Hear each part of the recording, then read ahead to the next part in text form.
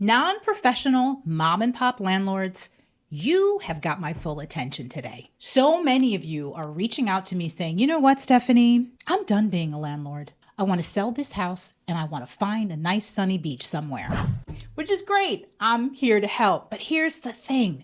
So many of you that have made this decision to sell, you're making the same mistakes. The renovation dollars that you have budgeted, you're spending it in the wrong place. Stick with me today. I'm going to show you how to avoid that and how to focus only on the items that matter the most. Let's get into it.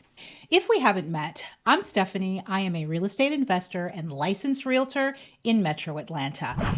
And in those roles, I sit across the table and share a cup of coffee with mom and pop landlords all the time. So today, I'm going to share with you the exact same system I use with them. I call it the 3-bucket triage. Think about it like a hospital ER. When you go in, doctors don't treat all patients the exact same way. They figure out who's most critical, who can wait, and who just needs a Band-Aid. I treat houses the exact same way.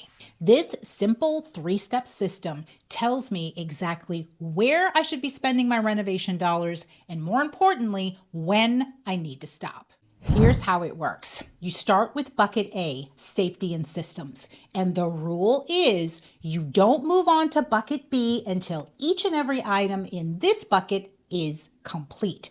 If the house is not safe and sound, nothing else matters. I mean, if you get it under contract and you don't fix these things, the whole deal is going to blow up. In this bucket will be things like a leaky roof, that breaker that keeps tripping for no reason, a wobbly stair banister, or rotten deck boards.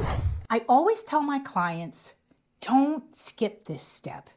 I know it's not glamorous, but it is the foundation that keeps the entire deal from falling apart. If you get through all of the items in bucket A and you still have some money left over, we can move on to bucket B.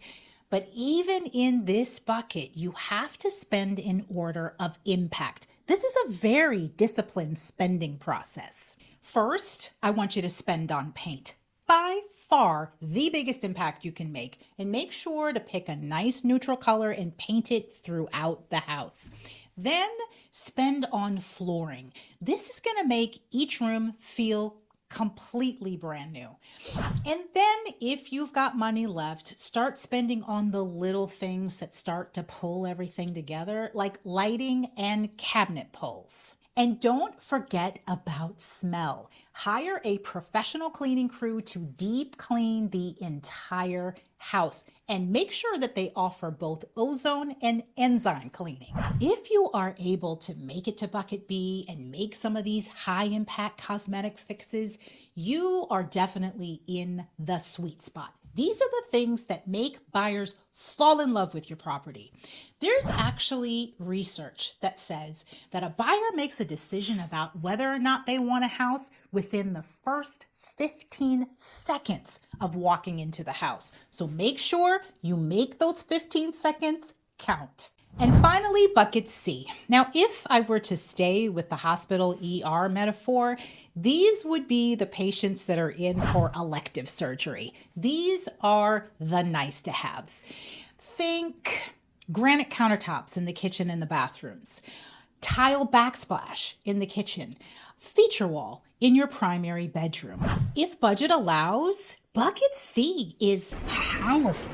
It allows you to create a wow moment in the house. And when you are in a sea of competitors, your house is going to stand out. The buyer will remember yours. I use the 3-bucket triage on every single project. It's simple and it works every time. Bucket A protects the deal. Bucket B attracts your buyer, and bucket C makes your house memorable. Now, if you want, I have put together a completely free PDF that spells out each one of the 3 buckets. It's linked in the description below. Or if you feel like you need a little extra help and you've got a property right here in Metro Atlanta you want to sell, reach out to me. Click the Work With Me button in the description. Or if you just have a question, click the Ask Me Anything link. I read each and every one of those questions. That is all I've got for you guys today. I will see you in the next video.